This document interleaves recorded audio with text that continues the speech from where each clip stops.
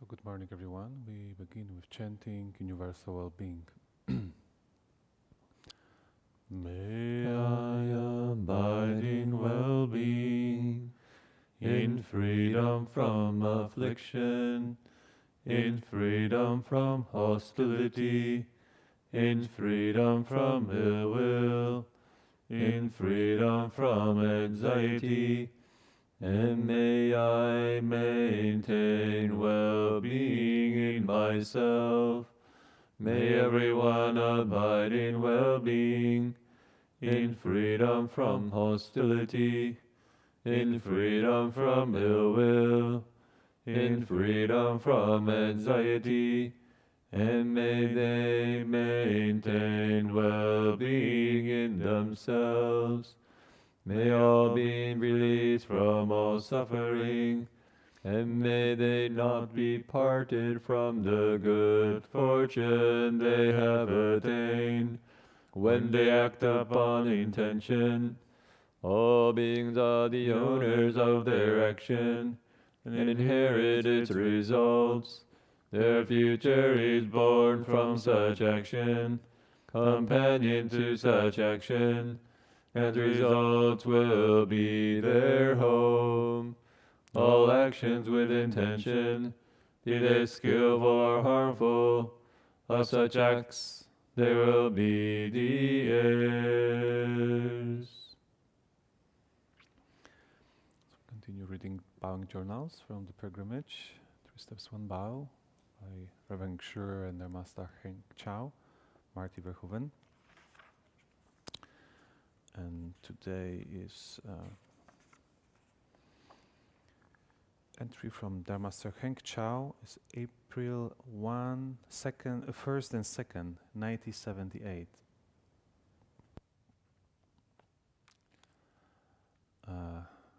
Goldwill Temple, LA, Tune-Up. The Master's teaching in LA is informal and open-ended. We sit on the floor of his room in the morning as people come and go.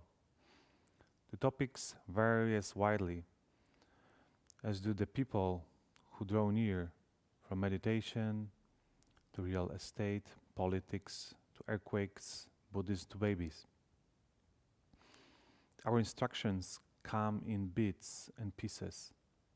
Master, if the cause ground is crooked, then the results is confused. Cultivators can't have any self.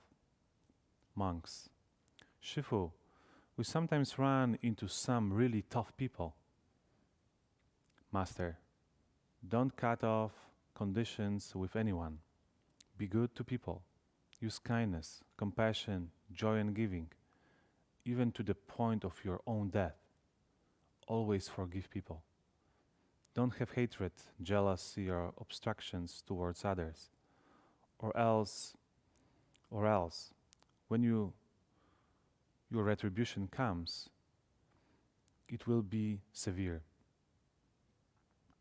Many people come in relating their troubles and worries. Master, I don't know how to teach and transform people, so every day I'm ashamed and repentant. If I could teach, then you people would have lost your afflictions long ago. We ask about bowing and meditation states. There is a hint of seeking responses in our eagerness. The Master steers us straight.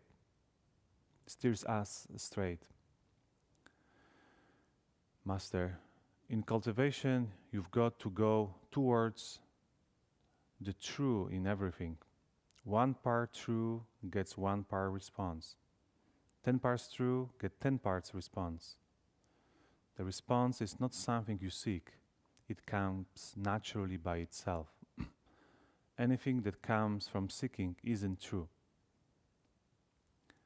The discussion turns to how to tell true from false. Master, in the world, if you are true, people say you are false. If you are false, people say you are true. It's upside down, and it's laughter.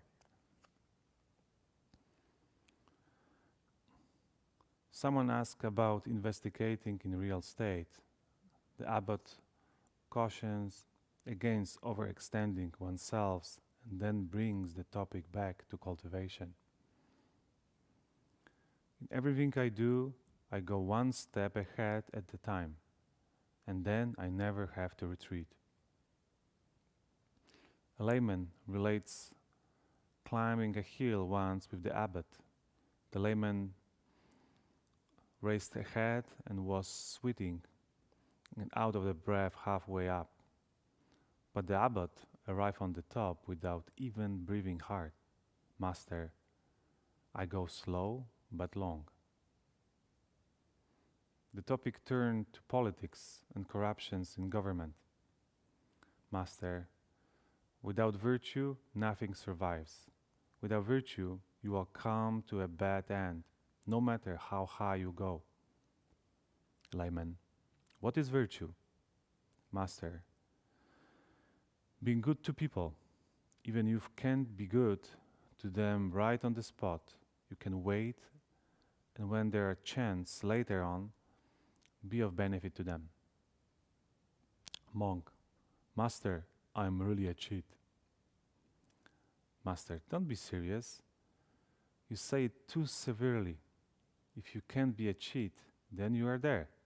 Monk, huh? Master, everyone cheats himself in order to cultivate.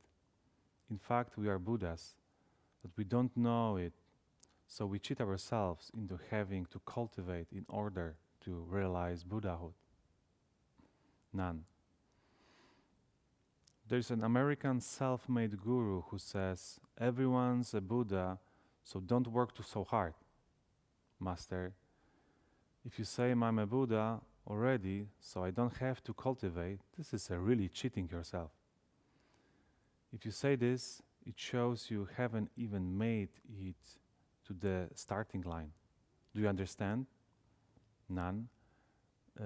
None entirely, Master. It's like someone who wants to be a college professor, but hasn't yet entered elementary school. He's not qualified even to talk about the professorship, much less pretend to be one.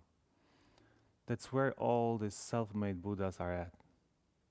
Questions arise about the best method to practice. Master, in Buddhism, don't know too much.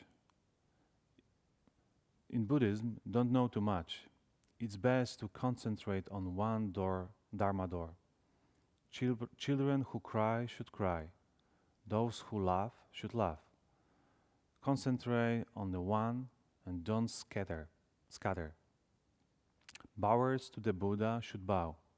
Mantra reciters should recite their mantras. Monk, Master, on one hand you say we should not be so serious and upright, and then you also say not to be the least bit sloppy or casual. How should it be then? Master, if you can handle it and be relaxed, okay. Hold as tight as you need to hold on to climb to the top on the pole. We relate that we use the 42 hands like weapons in our minds to defend and protect ourselves in tense situations. Master, no. Buddhists never harm any being. You should always use them to teach and transform, to save and take across all living beings. Stop here. It's a lot of quite wonderful exchanges, and I can imagine this gathering, all the disciples, the two bowing monks, and different people across the different paths, sitting with the master, ask different questions, and receiving and kind of encouragement, words of encouragement, clarity, finding a direction. And can I also imagine there's a lot of kind of a sense of humor Sometimes Master is serious, but sometimes he's very playful. Especially the responses about the monk who says, "I'm a cheat," right? He says, "No, don't take you seriously. So seriously. You sound so severe. Relax," right? You want to say, don't create the ego. Don't create another identity, whatever you do. And like this playfulness, he says, you actually be a cheat yourself, cheat your ego. You use different tricks in your practice to realize the nature. And later on going, yeah, but don't cheat yourself, right? Cultivate. That means that you don't do anything is okay.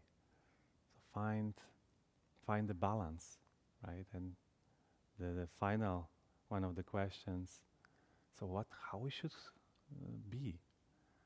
Not relaxed, not uptight. So where's the answer?